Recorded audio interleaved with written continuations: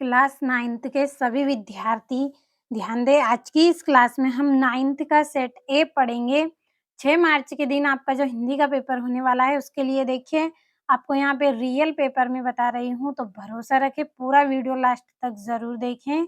सारे प्रश्नों को आप कंप्लीट अच्छे से कर लें। तो देखिए कुछ इस तरह का आपका पेज आपको देखने को मिलेगा। अब चलिए बढ़ते हैं हम हमारे पहले प्रश्न की ओर। तो ये पहला सही विकल्प है आपका, छायावाद के प्रवर्तक माने जाते हैं तो जयशंकर प्रसाद।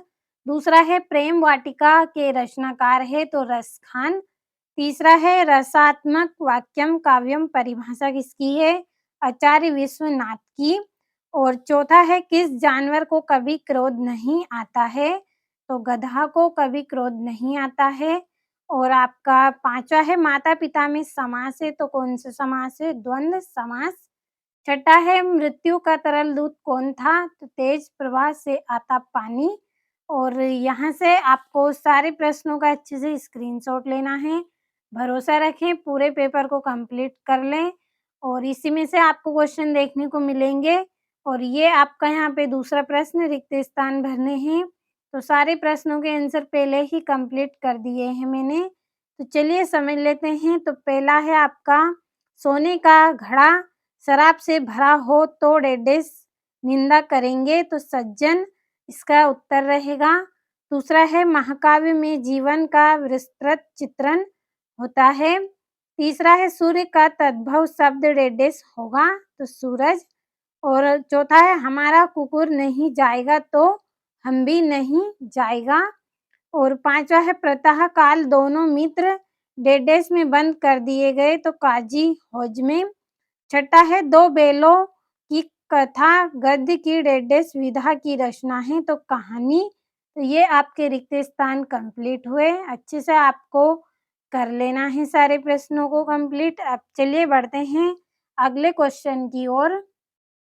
ये आपका तीसरा है सही जोड़ी बनाइए। तो पहली जोड़ी है आपकी पंचवटी, तो पंचवटी की जोड़ी रहेगी आपकी खंड काव्य। दूसरा है दो बेलों की कथा, तो इसका आंसर रहेगा आपका प्रेमचंद्र। तीसरा है विद्यालय, तो विद्यालय की जोड़ी रहेगी दीर्घ संधि। और चौथा है पतोह के पहली संतान लड़की, तो इसका आएगा परदादी। पांचवा है कई अंकों वाली रचना, तो इसकी जोड़ी रहेगी नाटक। छठी है टोपी, तो टोपी का रहेगा जूता। ये आपकी जोड़ी हो गई है। अच्छे से स्क्रीनशॉट के माध्यम से कंप्लीट कर लें। और चौथा प्रश्न आपका सत्य असत्य है। तो पहला है नई कविता में खड़ी बोली में रचनाएं अधिक की गई है, तो सत्य। और दूसरा है रस युक्त वाक्य ही काव्य है, कथन आचार्य विश्वनाथ का है, तो सत्य रहेगा। और तीसरा है झूरी गया का साला था, तो सत्य। और चौथा है हिमालय दीर्घ संधि का उदाहरण है, तो ये भी आपका सत्य रहेगा। पांचवा है रिलीफ डॉक्टर ने नाव में कुत्ते को बैठा लिया था, तो असत्य रहेगा। और छठा है हजारी प्रसाद द्विवेदी युग के निबंधकार हैं, तो ये आपका सत्य रहेगा। तो अच्छे से आपको कंप्लीट कर लेना है। और पांचवा प्रश्न एक वाक्य में उत्तर। पहला है ना खाकर प्राणी क्या बनेगा, तो अहंकारी। दूसरा है नायक के वृहद जीवन का चित्रण किस काव्य में होता है, तो महाकाव्य में। और तीसरा का आंसर आपका हीरा और मोती रहेगा। पांचवे का है पंचामृत में कौन सा समास है, तो द्विगु समास। और पांचवा है जर्नल मिथिया का चित्र किसने मंगवाया था, तो रेजू ने मंगवाया था।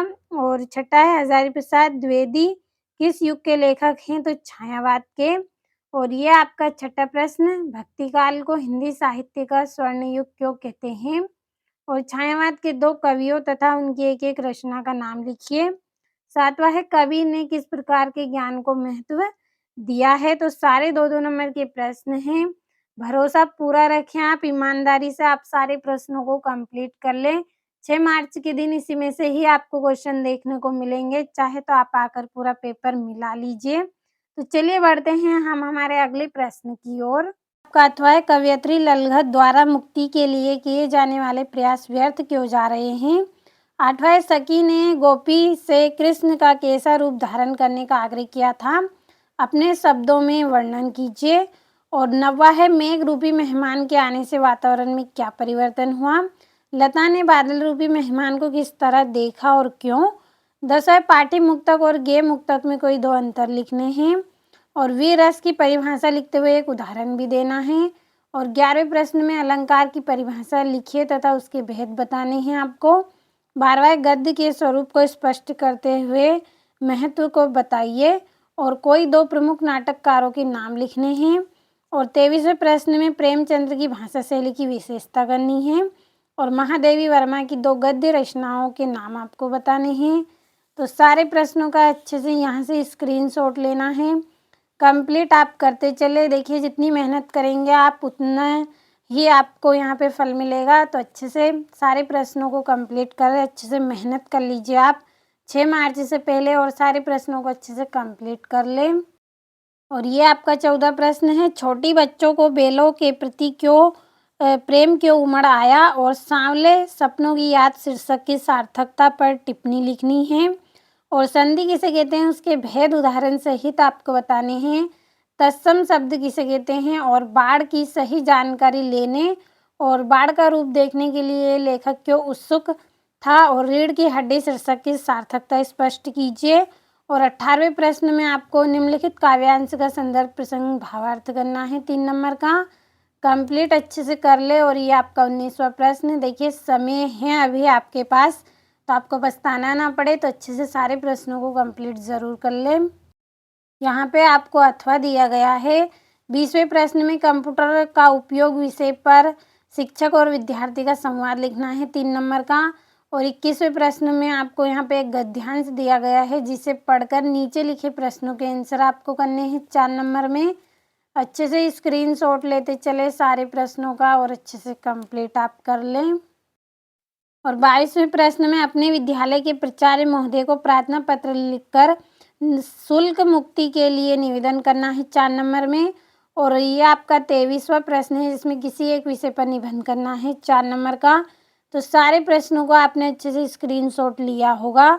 भरोसा रखें कंप्लीट आप ज़रूर कर ले, समय है आपके पास तो अभी भी आप सारे प्रश्नों को अच्छे से कंप्लीट कर सकते हैं। तो ज़रूर करिए आप सारे प्रश्नों को कंप्लीट।